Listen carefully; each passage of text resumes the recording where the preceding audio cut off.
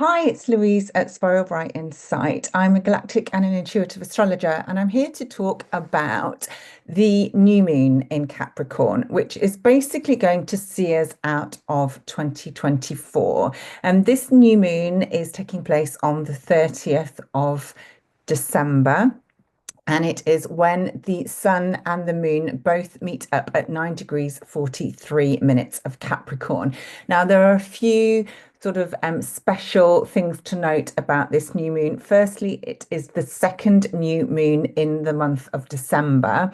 And it is the third new moon in a series of six consecutive new moons that are all happening at 9 degrees of their respective signs. So this is the first decan.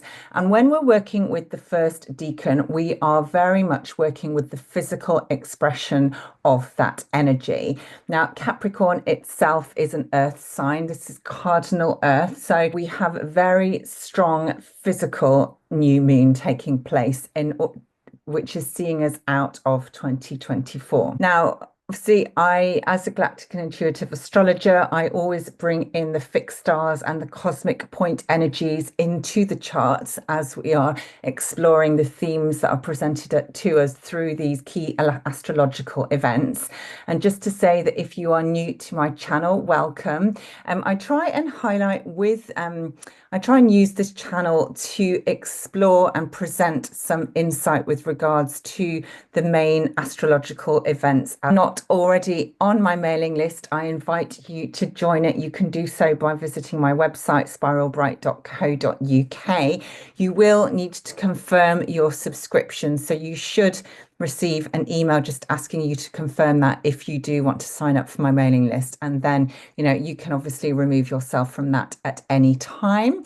As we move through 2025, there will continue to be my monthly newsletter, which basically shares what is coming up in the month ahead. And I will also start to share some more insight with regards to specific events and specific things that I want to share with you. But don't worry, I will never go overboard, and I certainly won't spam you. So that is there as an option if you wish to sign up for that.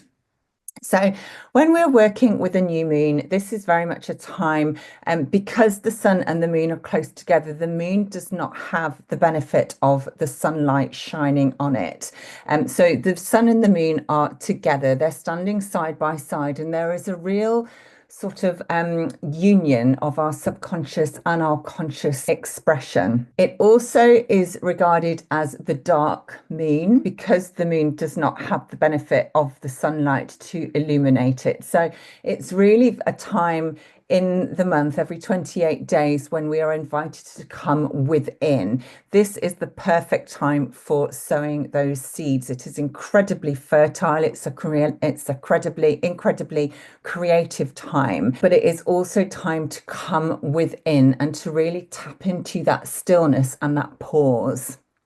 A time to really reflect on what you want to invite into your world, what you want to set in motion, what you want to manifest. And because we are working with cardinal earth, it feels very much as if whatever we really focus on at this time, it is inviting in something that is going to be very tangible, very real, very physical, because we're working with the energies of Capricorn. Now, Capricorn is the 10th sign in the zodiac. So if you were to look at a chart with Aries at the left-hand side, Capricorn is always sitting at the top of the chart. It sits on the axis of security. It opposes Cancer. So although we don't have a lot of Cancer energy at this new moon, we are still working with this axis. And this is about really creating strong, very tangible, very solid and very grounded roots and foundations. I also see Capricorn as a bridge from the spirit, from the physical reality to the spiritual. And there are so many sort of clues and pointers to this theme, which I will sort of go through as we look at the chart and as we pull apart some of the planetary placements and cosmic alignments. Capricorn is a sign of mastery. It's a sign of achievement, of status, of reputation, of responsibility. So again, this new moon is asking you to really hone in on where you can master your own physical and earthly experience. Where can you create that bridge that is becoming more and more real as we continue to evolve and we continue to ascend? Where can you really start to show up and serve and act as a role model? And, even if that is just for your immediate sort of collective, your immediate community, Capricorn really wants us to step into a position of responsibility. This sign is also very linked to longevity, to resilience, to perseverance. So with Capricorn, we are reminded how far we have come. And as we sort of move into the final 2 days of this year, and this has been a really profound year of huge change. We are invited to really sit and think about what we have achieved, what have you achieved, and what will be the legacy from 2024 as we start to think about inviting in the energies of the 2025 year. So this is a sign of real strength, of perseverance, of commitment. It acknowledges that the path is never simple, it's never straightforward, it's never necessarily easy. But if you put in the work, if you show that you're committed, then the results and the rewards will absolutely be worth it. So this reminds us, that things do not change instantly. And sometimes, it can be the case that you don't even notice the changes happening. And suddenly, but with this new moon, it's an opportunity to really pause and start to notice what is around you, what has shifted in your physical, tangible, real world, and to really, give yourself credit for that. Give yourself a pat on the back, because, especially if you are a higher frequency soul or you identify as a starseed, there is a real acknowledgement at this time that it is not easy to be in the physical world. It's not easy to be in a physical body, to feel all the restrictions that come with that. And, this is a real time to just stop and say, actually, I'm doing all right. And it's an achievement in itself, just being here sometimes. So, and we don't always give ourselves credit for that. So that's the point one. It's also really inviting us to consider how important it is to be embodied at this time, how important it is to be that bridge between the higher frequencies, between the spirit world, between the soul, the higher self, and the physical vessel, and how we are bringing in these beautiful higher frequencies into the planet, into Gaia, as we continue to be embodied and to experience all that there is to experience in this 3D world. So all of those themes are going to be really prevalent at this time. We also need to just note that Saturn is the ruling planet of this lunation, because Saturn is Capricorn's ruling planet. And Saturn is in a really interesting dynamic, or an interesting position in this chart. And I'm going to show you the chart now. Okay, so as we can see, Saturn is at 14 degrees of Pisces in this chart, and Saturn is in a fairly tight square to Jupiter at 13 degrees of Gemini, and in again another a reasonable square with Mercury, who is now direct in Sagittarius. So this is a mutable T-square, and this really highlights Saturn, wanting us to really recognize the benefits and the rewards that come from having spiritual boundaries, but also from really stepping into our spiritual mastery, for taking charge of the spiritual parts of ourselves, and for again, I just keep saying this bridge, because Saturn in Pisces is really combining that more sort of physical, structured expression that comes with really creating a strong container, strong boundaries. But as it tries to do that within Pisces, It is about bringing that much more spiritual expression, the sort of unified field of consciousness into the physical experience. And this is really what I feel that this new moon is all about. It's also a reality check because whenever we're working with Saturn, there are lessons that we have to learn. Saturn really does expect us to put in the work. But as I said earlier, if we're prepared to put in the work, to show the commitment, to show up and to be seen, because this is again what Capricorn is about at the top of the chart. It's about being that role model. It's about taking responsibility and really stepping towards mastery of something. This is reflected in Saturn's position at this new moon and squaring Jupiter in Gemini. This is a square that has been ongoing and will continue to be. Jupiter is in retrograde motion at this time. This is about bringing in new insights, new beliefs, new ways of thinking that are sort of coming from the inside out almost, that are helping us to really step into a more grown-up version of the selves, which encompasses the physical and the spiritual aspects of ourselves. And then also in a square to Mercury in Sagittarius. Mercury in Sagittarius is really asking us again to review our belief systems, but also to really start to see the bigger picture, which again is what Pisces is all about. It is about stepping out of the mundane, seeing a bigger picture and seeing things from a much higher perspective, from a much broader horizon and landscape. I also feel with Saturn in Pisces that we are being invited to learn the lessons from any sense of being a victim and to release that as well as we start to really take charge of ourselves. Now, the other interesting, well, there's a few interesting aspects, but we have Mars in retrograde at 2 degrees of Leo is coming into another exact opposition with Pluto at 1 degrees of Aquarius. Now, this is a tense aspect. Oppositions always require us to find the middle ground. Which energy is shouting the loudest? Well, here, it's going to be Pluto because Pluto is an outer planet. It's much more powerful. But we also have to take into account that both Mars and Pluto share the same ruling sign. So they both share the ruling sign of Scorpio. And Scorpio is very much about taking us down into the depths to explore what is hidden.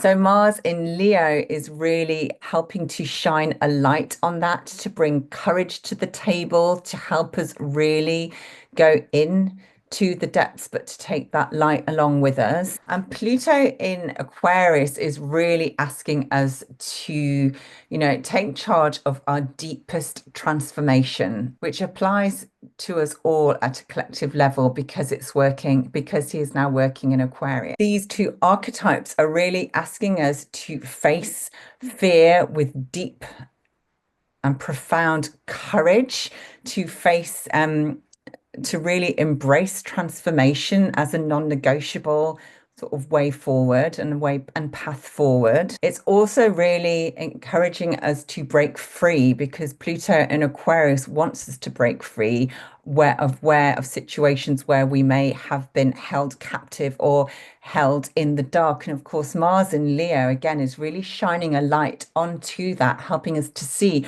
where we might have been kept in the dark, where we may have been held almost against our will, but against our knowledge and against our awareness. So this is really very eruptive energy. It is volcanic. It is very much about power and power struggles. Mars in retrograde motion is really asking us to dig deep and to go in and to really claim our own power.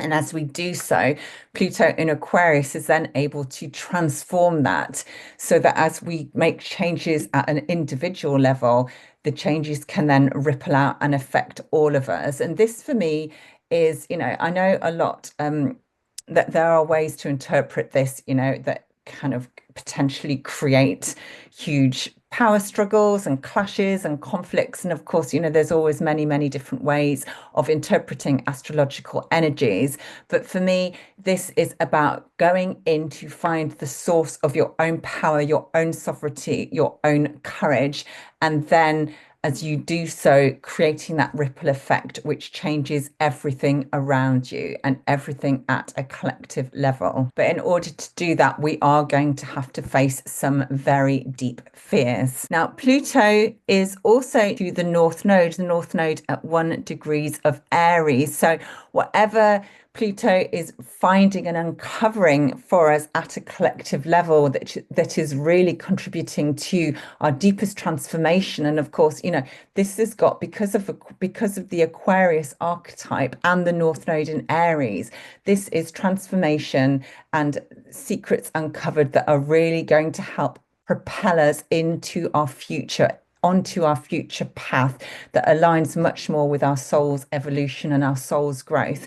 And the fact that Pluto is talking in a very harmonious and supportive way to the North Node is really shining a light, sort of showing us how to step into more of the self in order to be your own leader, to claim your own sovereignty, your own power. And Pluto is really, really encouraging that, almost forcing the process to take place. Pluto in a sextile to the North Node, and with Mars in a trine to the North Node, again, we have this amazing fire energy, which is very transformative in itself, purifying, stripping away, burning away the old, acknowledging that sometimes to step into all of you does require courage. It does take effort.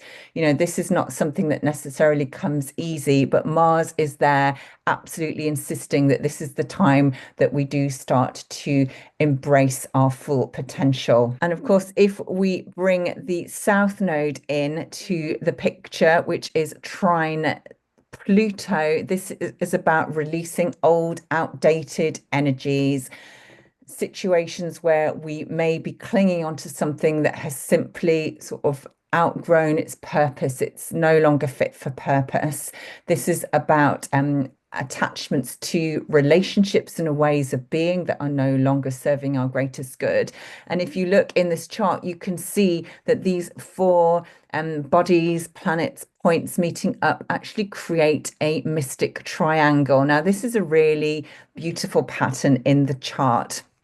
And the mystic triangle for me is about opposing forces having to really find their way through, to find the wisdom and the awareness that comes through opposing polarized energies that perhaps at first glance don't seem compatible at all, but they are required to work together to find that middle ground, to find that middle point of balance in order that everybody sort of comes out winning, if you like. And I always see a mystic rectangle like an envelope, because we have the outer rectangular, and then of course with these two oppositions, they create this shape of envelope. So there is absolutely a gift or a message coming through these four planets and points as they meet up, as they talk to each other. And yes, there is opposition there, but there is also a lot of support and a lot of harmonic influence as well.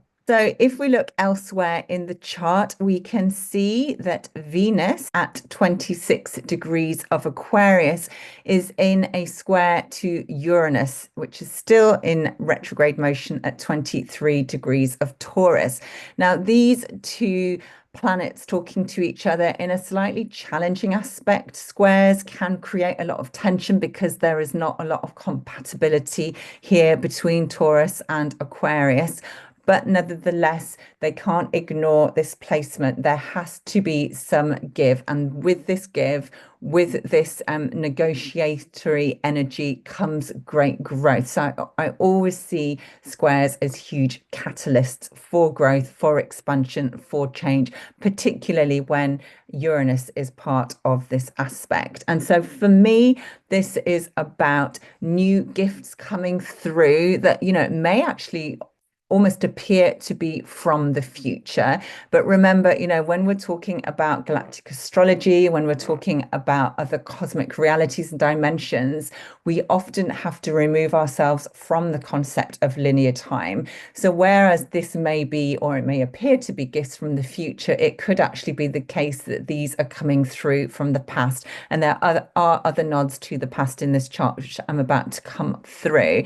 But because Venus is Taurus's ruling planet, again, although this is a square, it seems as if this is a really important and very beneficial square to be taking place at this new moon. Really bringing to light new resources through Venus and Aquarius, which are going to help us to move forward, which are going to potentially help to shake us out from any sort of situations or ways of being that have been trapped. Because obviously, we've talked about Uranus in Taurus extensively all year, but for me, Uranus in Taurus is about fixed Earth, and Uranus is really shaking us out of all those situations and ways of being that are simply not supporting our growth. And Venus in Aquarius really wants us to tap into that feeling of freedom, of independence as well, which is, of course, what Uranus wants us to do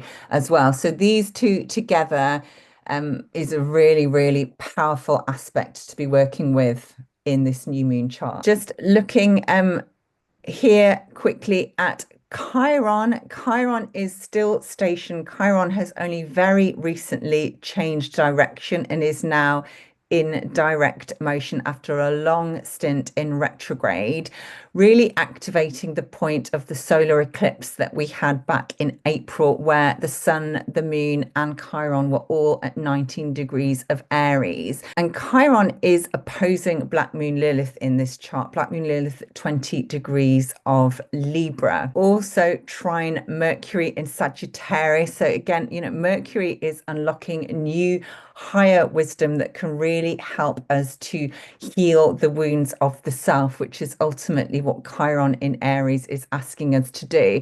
And as Chiron starts to gather momentum and move forward, we're going to really be working on that in a much deeper level. But also, we've done all the retrospective inner work. Now it's time to start to see the rewards. And the other thing I just want to highlight before I start to talk about the fixed star energies of the chart is the fact that Atlantis down here is now at 0 degrees of Scorpio. So we've been tracking Atlantis, asteroid Atlantis, in the last few videos that I have shared. For me, this feels really, really, really profound. Atlantis is now really asking us to look at what has been hidden, what lies beneath the surface, what lies in the depths as he transits through Scorpio, and to really reveal perhaps, lifetimes of buried emotions. Obviously, Scorpio is a very emotional sign, being a water sign, but also very, very healing and very regenerative. So there may be wisdom and gifts that are to be discovered during this transit that are really going to help us reclaim some of the lost wisdom from Atlantis, perhaps. Also heal a lot of the wounds that so many of us are carrying. And Atlantis is very close to the Shapley attractor, which is one of the very powerful cosmic points. So I will come on to explain the significance of that. But Atlantis is approaching a square with Pluto. So again, this is about really healing some of the collective wounds that have, for so many and for so many lifetimes have laid buried, but never quite forgotten, always there in the background, in the periphery, that nagging sort of feeling, the fears, the trauma that, I really do feel is it's time to heal that, to transmute it, to transform it, and to clear it in order that we can move forward in a much freer way, because Pluto in Aquarius is asking us to sort of achieve freedom from a lot of these collective wounds or these collective traumas that have laid hidden. And Atlantis is creating a quincunx or inconjunct with Sedna at 0 degrees of Gemini up here in the chart, and is also quincunx the North Node in Aries. So this is really interesting as well. I talked because it creates an aspect or pattern that we call a yod. And this is a really fateful aspect to have, particularly if you have one in your birth chart. But, we are looking at a transit chart and, fair enough, but the energies of the yod are very much present. So Sedna in Gemini, again, we've talked about Sedna, extensively. She has got a very, very, very slow orbit. So she is sitting at, these very early degrees of Gemini for some time and has been for most of this year. But this is really about going deep into the depths, into what is hidden. And with Sedna, there are these themes of the oceans. What is hidden within the oceans? What can be transformed within the oceans? What can be revealed there? Obviously, in Gemini, this is about new information coming to light. But, with this Pluto in Aquarius sort of activating Atlantis, and with the North Node, in this inconjunct position as well, this is really, for me, information that is coming to light that may have been sort of stored, unhidden, submerged within the depths, that is helping us to really transform lifetimes of old wounds, of bringing new healing gifts and healing wisdom to the surface as well, that is helping us to move forward through the North Node in Aries into a much more sovereign and empowered state of being. And of course, we can't forget as well that Hecate here at 3 degrees of Scorpio, the goddess the goddess of witchcraft, is also playing a part in this yod, in this inconjunct, particularly much stronger with the North Node. So again, these are potentially old, well, I call them old, but these are gifts that have been hidden or that maybe have been suppressed as well, through fear, that are coming online, that are coming back to really propel us forward. So we no longer need to keep these gifts and abilities hidden, because we are able to face our fears and to move forward and to clear all that fear and all the trauma that we have held, that has kept us almost frozen in time, unable to step into the fullness of who we are and to embrace our gifts and our abilities because of fear, because of what, may have happened over lifetimes of repression and suppression. So these are some really powerful aspects to be coming forward in this chart. So I'm going to talk quickly about the fixed stars and some of the aspects that we're working with. Now, we mentioned, or I mentioned earlier, that Saturn is the ruler of this lunation. Saturn at 14 degrees Pisces is very close to Achernar in the Eridanus constellation. Now, Saturn has been here activating this fixed star for some time, because Saturn has been retrograde over this point. Saturn is now in direct motion. This star, or this star system, Eridanus, is the river. This is a very long flowing star system in the skies, and it really helps us, or reminds us, that we are on a journey, and that, as with the river, we can't always control the direction or the pace. The river will flow wherever it chooses, whatever the terrain sort of commands and directs. But ultimately, the river always has the same destination. That is to meet a wider, greater, larger body of water, either the sea or the ocean. So this is very much about acknowledging that we do have to have boundaries, of course, especially as we're working with Saturn. And there will be lessons on the way that perhaps, take us in a slightly direction than we anticipated or expected to go. But ultimately, whatever route we choose, whatever path we take, we are always going to end up at the same destination. And this, for me, is really about having faith that you can never fall off the path. You can never really get it wrong. and that every twist and turn is part of the experience. So sometimes it may feel as if things are going really fast and it's almost as if it's out of control. Sometimes the flow may slow down and it can feel frustratingly slow and restricted, but ultimately, if you are feeling blocked, ultimately, as with the river, you cannot block the flow. You can create a dam, but ultimately, the water has a force and life of its own, and it will find a way regardless, no matter what. And with Akhenar, we also have a beautiful elemental energy. So this is very elven. Again, really connecting us to our old ancient wisdom that is hidden in the earth, that is hidden in our ancestry, spells, magic, a connection to nature that, perhaps we may have become disconnected from. But this is about really pulling that back in and seeing how important it is in order to help us move forward. We also have fixed our anchor in the Phoenix, or the Phoenix constellation. And again, this is very close to Saturn at this time. It has been activated for the majority of this year, but this is really a fixed star that links to deep transformation, to the process of burning things back to almost nothing, to the ashes, in order that something can be born again, something more powerful, something more beautiful, something that allows us to really step into a more powerful and majestic and magic version of ourselves through that Phoenix energy.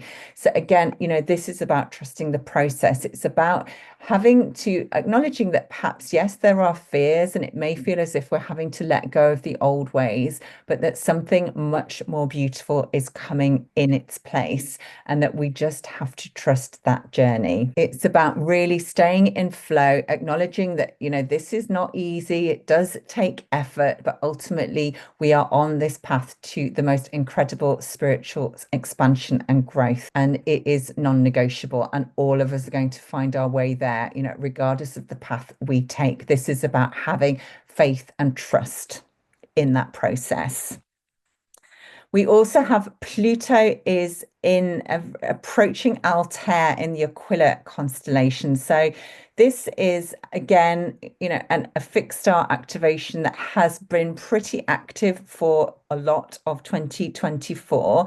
This star for me is about having courage, facing fears, being able to rise above and see the bigger picture. Also having sort of that, the eagle might not always be able to hone in on the detail, but he can certainly see the bigger picture. This is a very majestic sort of creature and energy to be working with. There's also a strong connection to Atlantis when we see Altair in the chart, and obviously with Atlantis in a sextile to Altair and to Pluto, this again is just more evidence for me of these gifts and this wisdom and all these healing energies coming to light, being transmuted, being transformed, being healed, and being uncovered and exposed as well, because Pluto will always expose and uncover what has been hidden for our greatest good.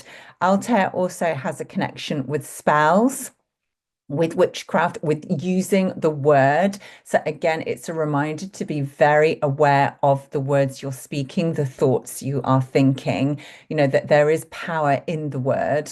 Obviously, this can be used for good and for bad. There's many ways to use words that may have a more negative or nefarious impact and influence.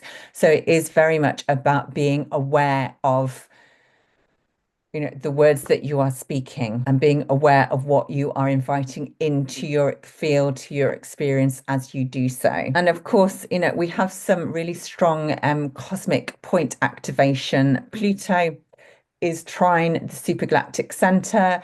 The South Node is conjunct the supergalactic center. This is at 2 degrees of Libra. So this is very magnetic energy, really stripping away all the old, all that no longer serves us, all that really we have outgrown. This is attachments to states and ways of being, to relationships that have outgrown their need, outgrown their purpose, but also where you are in a state of unhealthy codependency with something or with someone that is about to be transformed, and the supergalactic center is going to really make sure that you are able to do that, because it wants to pull everything away that is not of the greatest and highest good.